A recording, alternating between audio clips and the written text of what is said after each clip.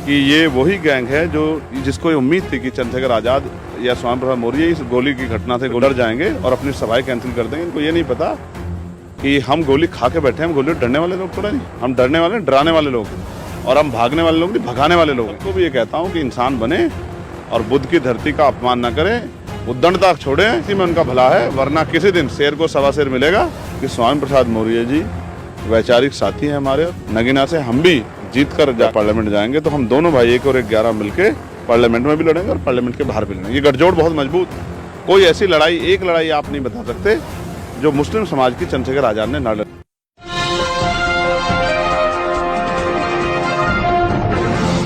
साथियों नमस्कार, मैं हूं नीरज पटेल और आप देख रहे हैं नेशनल जनमत। लोकसभा चुनाव की इस यात्रा में इस इंटरव्यू को लेने के लिए मुझे कई किलोमीटर पीछे दौड़ना पड़ा। खैर, ये इंटरव्यू महत्वपूर्ण इसलिए था, मैंने कई गठबंधन होते हुए देखे चुनाव के दौरान। एक गठबंधन इधर भी देखा। चंद्रशेखर आज़ाद जी मेरे साथ में है, परिचय के मोहताज नहीं है, इसलिए परिचय नहीं करा रहा हूँ। आप स्वामी प्रसाद मौर्य जी के लिए चुनाव प्रचार करने गए, लेकिन मुझे खास बात ये दिखी कि इस तरीके से दिल से प्रचार, 2 दिन वहीं रुके, 5 विधानसभाओं में घूमे, पूरी टीम को मोबिलाइज किया, कैडर बैठक की। स्वामी प्रसाद मौर्य जी के लिए इतना इंटरेस्ट क्यों? देखिए, स्वामी प्रसाद मौर्य जी को मैं तब से जानता हूँ जब हमारे यहाँ बहुजन मिशन के लोग आके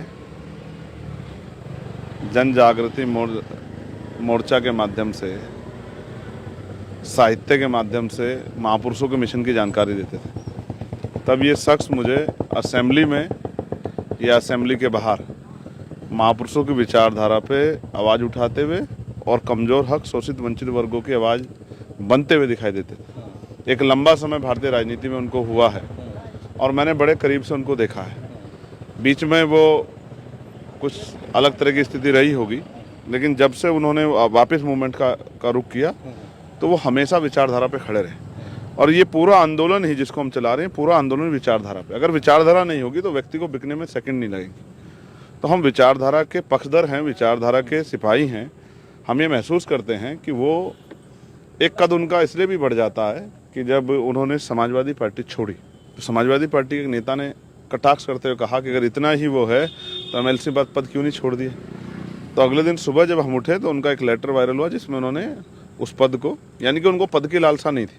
तो इसलिए मेरा ये मानना है कि ऐसे जो संघर्षशील व्यक्तित्व हैं, और पार्लियामेंट में जिस तरह से हमने महसूस किया कि जिन उम्मीदों के साथ मेंबर ऑफ पार्लियामेंट जनता चुनती है वो इसलिए पूरी नहीं होती क्योंकि पार्लियामेंट में जाने के बाद कोई आदमी के गले में पता नहीं क्या हो जाए, उस कुर्सी में कुछ होता। सही है कि जाके वहाँ बोले ही ना जनता के हितों के लिए। मंच पे तो बहुत बोले, लेकिन हमें भरोसा है कि स्वामी प्रसाद मौर्य जी वैचारिक साथी हैं हमारे, और पार्लियामेंट में जाके जनहित के मुद्दों पे उसी तरह से प्रखरता से बोलेंगे। और हम भी, क्योंकि नगीना से हमें आशा विश्वास है और महापुरुषों के आशीर्वाद हमारे साथ है, संघर्ष हमारे साथियों ने बहुत किया है, नगीना से हम भी जीत कर जो है पार्लियामेंट जाएंगे। तो हम दोनों भाई 1 और 1 11 मिलके जो भी देश भर में जुल्म जाति के खिलाफ जो भी जिस तरह का बिगुल हम बचा सकें, और अपने लोगों के जो छिने हुए अधिकार हैं उनको वापस दिलाने के लिए जिस तरह का संघर्ष भी हम कर सकें, पार्लियामेंट में भी लड़ेंगे और पार्लियामेंट के बाहर भी लड़ेंगे। ये गठजोड़ बहुत मजबूत है, और ये गठजोड़ आज का नहीं है। ये गठजोड़ तो राष्ट्रपिता ज्योतिबा फूले का और बाबा साहब अम्बेडकर का गठजोड़ है। उन्होंने सब ने अपनी अपनी जिम्मेदारी का निर्वहन किया और मैंने अपनी जिम्मेदारी का निर्वहन किया। ना उन्होंने मुझे न्योता, ना मुझे किसी सुख सुविधा की परवाह, मैंने अपनी ड्यूटी अदा की। और भी कोई वैचारिक साथी अगर मजबूती से प्रयास करता तो दल का बैरियर तोड़ के मैं उसकी मदद भी करता। बहुत सारे लोगों की मैंने मदद की भी है, इस बात को बहुत सारे लोग जानते हैं। 5 विधानसभाओं में, कुशीनगर लोकसभा में 5 विधानसभा क्षेत्र पड़ते हैं, 5 जगह गए आप। दिल से बताइए कि 5 जगह में क्या स्थिति लगती है कि स्वामी प्रसाद मौर्य जी लड़ाई में आ गए हैं?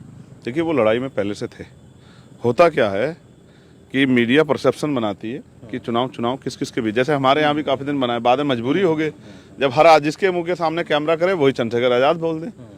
अच्छा, विपक्ष के लोगों से पूछे तो आम आदमी ये बोल दे कि भाई मुकाबला चंद्रशेखर आज़ाद से, तो मजबूरी होगी हमारे यहाँ तो। लेकिन यहाँ लंबे समय से प्रयास किया गया, क्योंकि वो यहाँ से इसी क्षेत्र से 3 बार एमएलए भी रहे, 1 बार एमपी का चुनाव भी लड़े, जिसको बहुत कम 20,000 लगभग के वोटों से वो हार गए थे। तो वो यहाँ बहुत मजबूत हैं और एक दमदार प्रत्याशी हैं, तो मुकाबला उनका एट द लास्ट भाजपा से उन्हीं का होना है।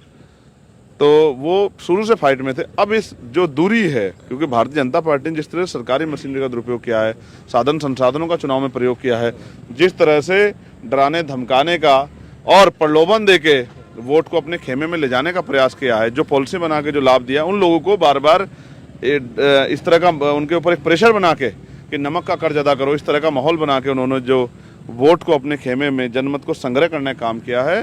तो ऐसे में जो बिखरा हुआ वोट है वो संयुक्त दिखाई दे, इसलिए मुझे ज़्यादा मेहनत यहाँ करनी पड़ी। मैं 5 विधानसभाओं में गया और 5 विधानसभाओं के मैंने सभी अपनी विधानसभा कमेटियों को, चाहे वो राष्ट्रीय शोषित समाज पार्टी की रही हो, चाहे आज़ाद समाज पार्टी की रही, या जो और हमारे साथी जिन्होंने समर्थन किया, उनके संगठन कमेटियों को रहा। मेरा काम है, मैं अपने काम को अपने तरीके से करता हूँ।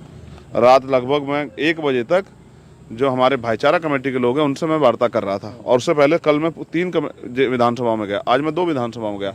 इन सब जगह पे मैंने बड़े बड़े भाषण देने के बजाय उन वर्करों से जो काम कर रहे हैं, जो नेता साथी काम कर रहे हैं, उनसे मैंने वार्ता की कि वो किस तरह का माहौल महसूस कर रहे हैं। देखिए, मेरा ये मानना, हमें कैडर में सिखाया गया कि किसी भी व्यक्ति समाज में 5 तरह के बल होते हैं जो कि लोकतांत्रिक मूल्यों को ताकतवर बनाते हैं। पहला बुद्धि बल, दूसरा बाहुबल, तीसरा धन बल, चौथा जनबल, और 5वां अगर बल आपके पास नहीं है तो सारे बल बेकार हो जाते हैं, जिसका नाम है मनोबल। जिस टीम का मनोबल गिरा हुआ हो वो कोई लड़ाई नहीं जीत सकती। तो वो जो मनोबल की मुझे चेक करना था, उस मनोबल की स्थिति क्या है। तो मनोबल पहले से धारदार था, उसको जरा सी धार लगानी और थी, उसको मैंने बढ़िया धार लगाई। यार आप देखना जिस तरह से नौजवानों ने मेरी एक आवाज़ पे, और मैं धन्यवाद दूंगा अपनी जिला अध्यक्ष का, भीम आर्मी आज़ाद समाज पार्टी के दोनों जिला अध्यक्षों का, और अपनी विधानसभा कमेटियों का, सेक्टर बूथ कमेटियों, जिस तरह से उन्होंने मेरी एक आवाज़ पे 2-3 दिन की तैयारी में इतने अच्छे कार्यक्रम कराने का काम किया। ये स्पष्ट है कि ये वैचारिक आंदोलन धार पकड़ गया। स्वामी प्रसाद मौर्य जी, आने वाले दिनों में उनका चुनाव बढ़ता जाएगा। पार्लियामेंट के चुनाव को मैंने इस तरह समझा, नीरज भाई, स्वामी प्रसाद मौर्य जी तो बहुत सीनियर है मुझसे राजनीति में, कि ये हवा का चुनाव होता है। जब हवा चलती है तो वो हवा एक दूसरे को दिशा देती चली जाती है। तो 5 विधानसभा हमने प्रोग्राम किए, हजारों लोग जुड़े, सभी जातियों के लोग थे, सभी के मन में बात थी कि एक गठजोड़ बनना चाहिए, एक भाईचारा बनना चाहिए। वो गठजोड़ बनता और भाईचारा बनता दिखाया भी दिया। अब आप मुझे बताइए, वहाँ 12-13 लाख वोट दलित और पिछड़ों के हैं। जब दलित पिछड़ों का वोट संगठित हो जाएगा तो फिर आप मुझे बताइए भाजपा कैसे जीत जाएगी। भाजपा इन्हीं के कंधे बैठ के तो सत्ता में आई है। जब यही वोट भाजपा छिटक गया, दलित पिछड़े तो बात समझ में आती है, ठीक है। एक वोट ऐसा है, एक परसेप्शन की जिसकी आपने बात की थी, मीडिया परसेप्शन की धरातल पर भी अगर पूछ के देखिए तो वो कहता है कि मुझे बीजेपी को रोकना है। वो वोट होता है मुस्लिम वर्ग का, जिसको अल्पसंख्यक भी कह देते हैं। उस मुस्लिम वर्ग का वोट आपकी तरफ, यानी कि आपके इस गठबंधन की तरफ कैसे आएगा? देखिए, 2 चीजें स्पष्ट है। अगर वो भाजपा को रोकना चाहते हैं तो भी स्वामी प्रसाद मौर्य 50% वोट में खड़े हैं, तो भी उनको स्वामी प्रसाद मौर्य की मदद करनी है। और अगर वैचारिक तौर पर भी देखा जाए तो ये वो वोट है जिनकी आवाज कोई उठाता ही नहीं है। चुनाव में वो अपनी जिम्मेदारी अदा करता है। मैं तो धन्यवाद दूंगा देश के मुस्लिम समाज का कि उन्होंने फिरका प्रस्त ताकतों को रोकने के लिए हमेशा से अपनी वोट का सही प्रयोग किया, लेकिन उनको प्लस में कुछ मिला ही नहीं। भाई, जीतने के लिए समीकरणों की जरूरत है। दलित समाज का 3.5 लाख से ज़्यादा वोट वहाँ है, और पिछड़े वर्ग का मैंने कहा 10 लाख से ज़्यादा वोट वहाँ है। जब पिछड़ा और दलित मिलजुल के एकजुट होकर स्वामी प्रसाद मौर्य को लड़ा रहा है, तो अगर वो भाजपा को हराना चाहते हैं तो थोड़ा सा वोट ही तो उनको प्लस करना है। ये समझिए कि स्वामी प्रसाद मौर्य जी उस क्षेत्र से 3 बार विधायक रहे, और इस बार भी वो बहुत कम मार्जिन से हारे। एक अच्छी टीम उनके पास है।